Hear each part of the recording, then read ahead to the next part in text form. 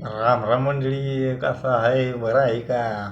तर आज आता आणि एक मी नवीन व्हिडिओ आणलाय तुमच्यासाठी. पण आता ते तुम्हाला सांगतोय. हा व्हिडिओ आहे आपला सिंधुदुर्ग जिल्हा. तर या सिंधुदुर्ग जिल्ह्यातलं मी आज तुम्हाला सांगतो हे नाव कसं पडलं.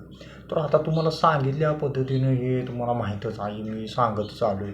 हे सगळे नावं काय वस्तू असतील किंवा तिथल्या व्यक्ती असतील, तिथले ठिकाणं असतील आणि काही वाड्या वस्त्या वगैरे असतील, याच्यावर हे सगळे नावं पडलेले असतात.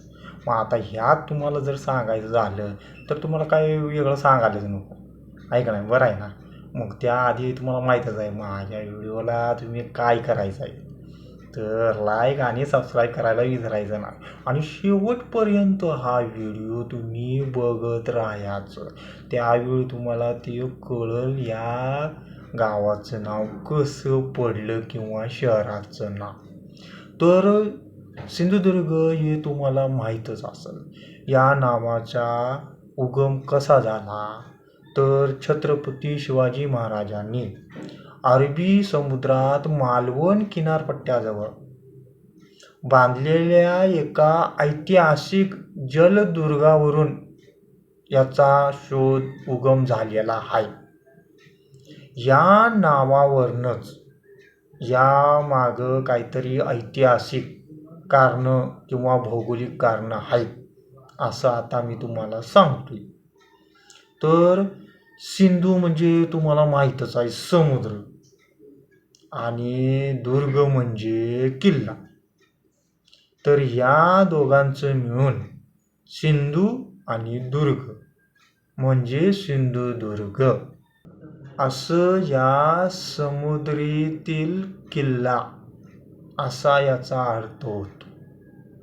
मग छत्रपती शिवाजी महाराजांनी कोकण किनारपट्टीच्या रक्षणासाठी आणि परकीय आक्रमणांना रोखण्यासाठी 1664 ते 1667 या कालखंडात कुर्टे बेटावर हा अभेद्य किल्ला उभारला गेलेला आहे.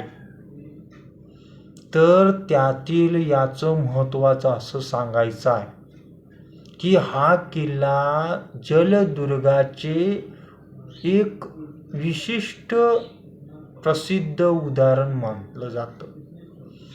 याच्या भव्य तटबंदीमुळे आणि समुद्राच्या मध्यभागी असलेल्या धोरणात्मक स्थानामुळे याला सिंधुदुर्ग असं नाव देण्यात आलेलं आहे. मग जिल्ह्याचं नाव हे ऐतिहासिक वरून ठरल्यास, तर 1 मे 1999 रोजी रत्नागिरी जिल्ह्यातून वेगळ्या झालेल्या जिल्ह्याला सिंधुदुर्ग हे नाव देण्यात आलं. आणि थोडक्यात सांगायचं झालं तर ह्याचं उगम तुम्हाला मी पहिल्यांदा सांगितलंच की छत्रपती शिवाजी महाराजांनी बांधलेल्या अभेद्य जलदुर्गामुळे